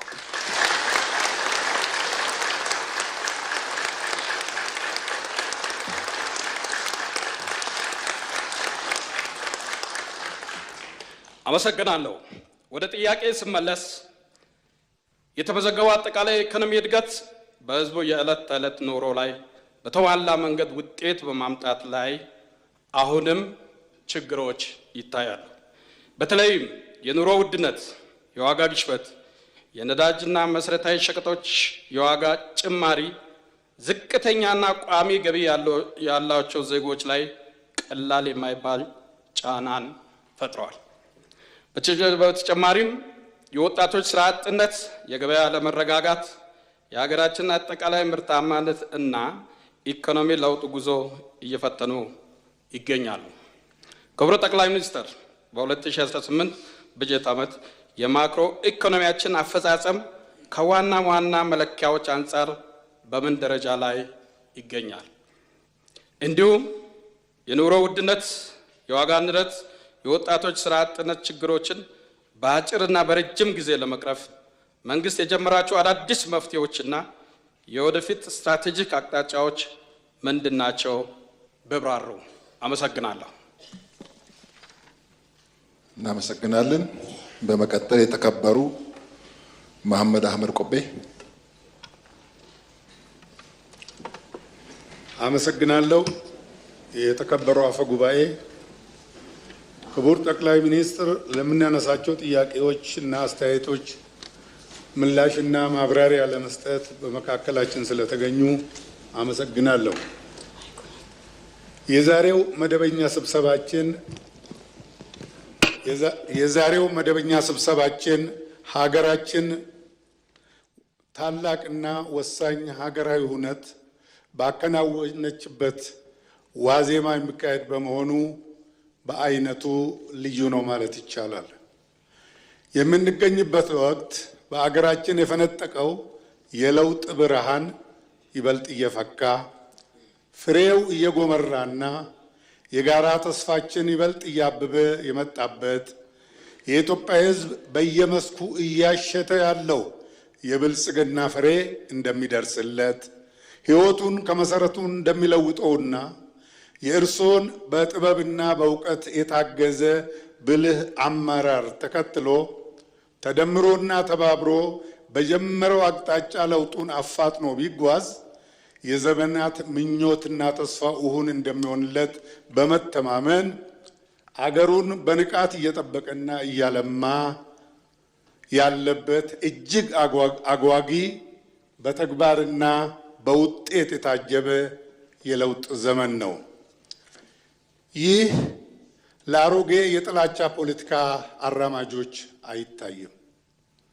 ሕሊናቸው በጥላቻ ሞራ ታውሯልና ዓይናቸው ጥሩ ነገር ማየት አይችልም። አንደበታቸው ከማጣጣልና ከማጠልሸት በስተቀር ምስጋናና ማበረታትን አያውቅም።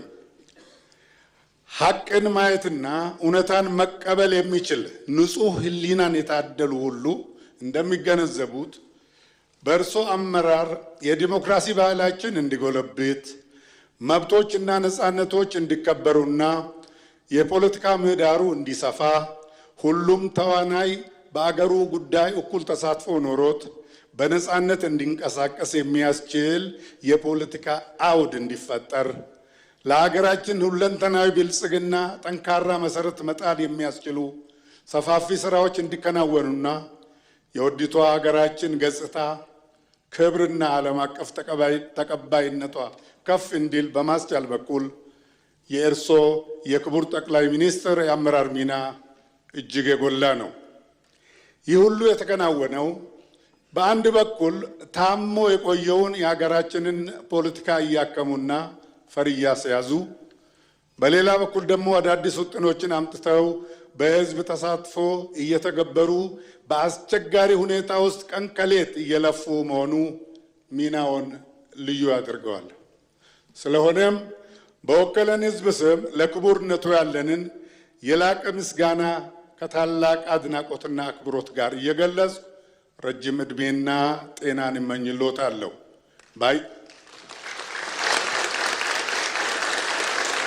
ባዬ ገለቶማ ፈያፊ ኡምሪ ዴራ አርገዳ ኑፍ ጅራዳ ለማለትም እወዳለሁ።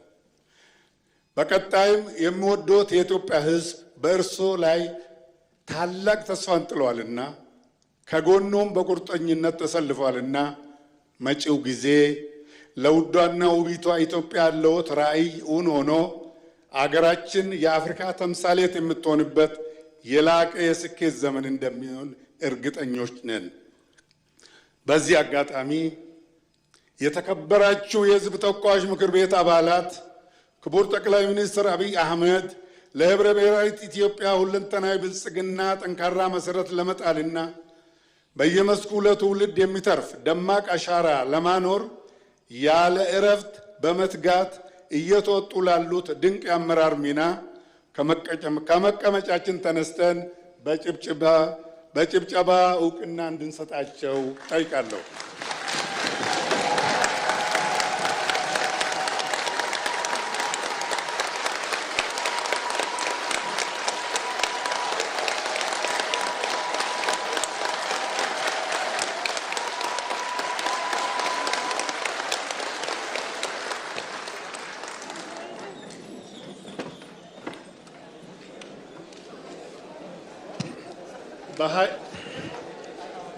በ2018 የበጀት ዓመት ከተያዙ ቁልፍ እቅዶች ውስጥ አንዱ 7ኛውን ሀገራዊ ጠቅላላ ምርጫ ማካሄድ እንደነበር ይታወሳል። ምርጫው በተሳካ መልኩ ተካሂዷል። በምርጫ ቦርድ ይፋ በተደረገው ውጤት መሰረት ፓርቲያችን ብልጽግና ያገኘውን አሸናፊነት በተመለከተ ለመላው የፓርቲው አባላትና አመራሮች በተለይም ለእርሶ የፓርቲው ፕሬዝዳንት እንኳን ደስ አሎት ለማለት እወዳለሁ። በተመሳሳይ ሁኔታ እኛ ከነበርንበትና የሥራ ዘመኑን እያጠናቀቀ ካለው ምክር ቤት በላይ ተፎካካሪ ፓርቲዎች በዚህ ምርጫ ድምፅ አግኝተዋል። ስለሆነም ይህ ምርጫ የአንድ ፓርቲ ስኬት ብቻ ሳይሆን የዲሞክራሲ ድልና የመላው የኢትዮጵያ ሕዝብ ድል በመሆኑ በምርጫው ለተሳተፉ የፖለቲካ ፓርቲዎች፣ ለተመረጡ እጩዎችና ለመላው ሕዝባችን እንኳን ደስ አለን፣ እንኳን ደስ አላችሁ ለማለት እወዳለሁ። እንደዚሁም የምርጫውን ጉዳይ በባለቤትነት እና በገለልተኝነት በታላቅ የሙያ ብቃትና ኃላፊነት ለመራው ብሔራዊ የምርጫ ቦርድና የምርጫውን ሂደት በታዛቢነት ተከታትለው ምስክር ለሰጡ ድርጅቶች ሁሉ ምስጋናችን በእጅጉ የላቀ ነው። ምርጫው በብዙ የውስጥና የውጭ ፈተናዎች መካከል የተካሄደ ቢሆንም መራጩ ሕዝብ በልዩ ቁርጠኝነት፣ ትዕግስትና የዜግነት ኃላፊነት ስሜት ድምፁን በመስጠት የዲሞክራሲ ባለቤትነቱን በተግባር አረጋግጧል። አትመዝገቡ፣ ድጋፋችሁን አታሳዩ፣ ወደ ምርጫ ጣቢያ አትሂዱ በሚል የተካሄዱ የአገር አፍራሽና ጽንፈኛ ኃይሎች ዘመቻና የማሸማቀቅ ሙከራዎችን ህዝቡ በጸና አቋሙ በማሸነፍ የፖለቲካ ብስለቱንና የዲሞክራሲ እሴቶችን ለዓለም አሳይቷል። እርሶም እንደገለጹት የኢትዮጵያ ህዝብ አስደናቂም ተአምረኛም ህዝብ ነው። ይህ ሂደት ለተመራጮችና ለገዢው ፓርቲ አንድ ግልጽ መልእክት አስተላልፏል። የህዝብን ድምፅ መቀበል ማለት የህዝብን አደራ መሸከምና ለውጤት ተጠያቂ መሆን ማለት ነው። በመሆኑም መንግስት፣ ገዢው ፓርቲ፣ ተፎካካሪ ኃይሎች፣ ምሁራንና የኢትዮጵያ ወዳጆች ከዚህ ታሪካዊ ምርጫ ሂደት ምን አይነት የዲሞክራሲ ግንባታ ትምህርት ይወስዳሉ? አገር ለማፍረስና ለማሸበር ቀን ከሌት የሚፍጨረጨሩ ጽንፈኛ የፖለቲካ ኃይሎችስ ከዚህ ምርጫ ምን ትምህርት መውሰድ አለባቸው? ከሁሉ በላይ ደግሞ ገዢው ፓርቲ ይህን ታላቅ ህዝባዊ አደራ በተጨባጭ የልማት የሰላምና የመልካም አስተዳደር ውጤቶች ለመተርጎም በቀጣይ ዘመን ምን አዲስ አገራዊ አቅጣጫና ዝግጅት አለው? አመሰግናለሁ። እናመሰግናለን። በመቀጠል የመጨረሻ የተከበሩ ከማል ሀሺ።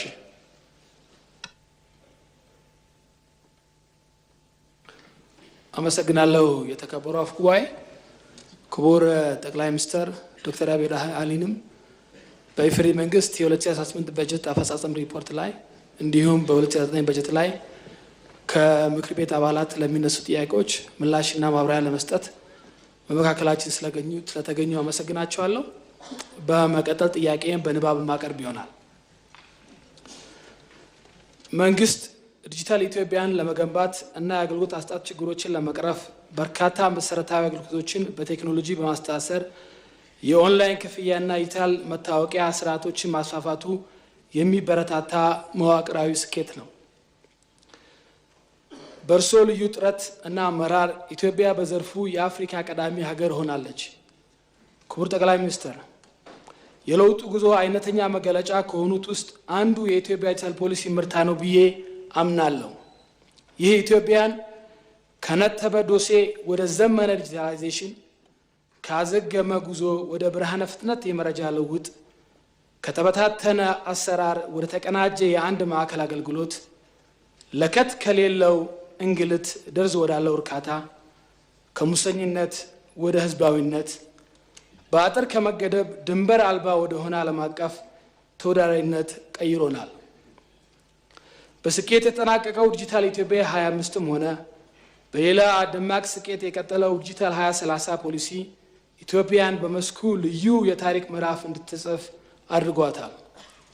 ይህ ታላቅ ሀሳብ ሀገራችን በዲጂታል ዓለም ሰፊ የመሰረተ ልማት ዝርጋታና የቴሌኮም ገበያ እንድትከፍት፣ ብሔራዊ ዲጂታል መታወቂያ መርሃ ግብር እንድትጀምር፣ የዲጂታል ክፍያና የፋይናንስ አካታችነት እንዲሰፍን፣ ከምንም በላይ ህዝቡ እፎይ እንዲል ያስቻለው ዲጂታል የመንግስት አገልግሎት ወይም ኢገቨርናንስ እንዲሰፍን አድርጓል። ከህግ አንጻር ብናየው የህግ ቁጥጥርና ማዕቀፎች፣ የኤሌክትሪክ ግብይት አዋጅ፣ የመረጃ ጥበቃና ሳይበር ደህንነት ፖሊሲዎችና የስታርታፕ አዋጅ እንዲወጡ አስችሏል። ክቡር ጠቅላይ ሚኒስትር፣ ይህ ፖሊሲዮ አንድም ሰፊ የስራ ዕድል ፈጥሯል፣ ሲቀጥል የሀገር ገጽታን በመቀየር በውጭ ንግድ ተዋናይነት አምጥቷል። ዓለም አቀፍ ደረጃውን የጠበቀ ዘመናዊና የተቀላጠፈ አገልግሎት እንዲመጣም አስችሏል። በመሆኑም ለዚህ ድንቅ ውጤት ሀሳብ ከማመንጨት ጀምሮ በፖሊሲ እንዲቀረጽ በማድረግ በአስደማሚ ሁኔታ የመሪነት ሚና ስለተጫወቱ ከልቤ በእውነቱ ላመሰግነው እወዳለሁ። እውቅናና ክብርም ይገባዎታል።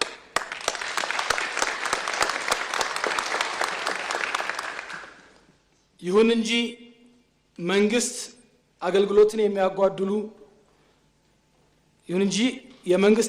የሚያጓድሉ ፍትህን የሚያዘገዩና ጉቦ የሚጠይቁ ባለስልጣናትና ባለሙያዎች በየደረጃው መኖራቸው ህዝቡን ለከፍተኛ ምሬትና እንግልት እየዳረገው እንደሚገኝ ቅሬታዎች ይመጣሉ። ክቡር ጠቅላይ ሚኒስትር፣ ብልሹ አሰራርንና ሙስናን በዘላቂነት ለመቀነስ በዲጂታላይዜሽን ዘርፍ እየተከናወኑ ያሉ ስራዎች ላይ ተጨማሪ ማብራሪያ ቢቀርብ፣ እንዲሁም በቀጣይነት ሌብነትና ሙስናን ለመከላከል እና ልማታችንን ወደማይደናቀፍበት ደረጃ ለማውረድ በመንግስት በኩል የተያዙ እቅዶች እንደዚሁም እያንዳንዱ ዜጋ የሚጠበቁ ኃላፊነቶች ላይም ተጨማሪ ማብራሪያ ቢሰጡ ላለሁ። አመሰግናለሁ። እሺ፣ እናመሰግናለን። ከምክር ቤት አባላት ለቀረቡ ጥያቄዎችና አስተያየቶች ምላሽና ማብራሪያ እንዲያቀርቡ ለክቡር ጠቅላይ ሚኒስትሩ እድል እሰጣለሁ።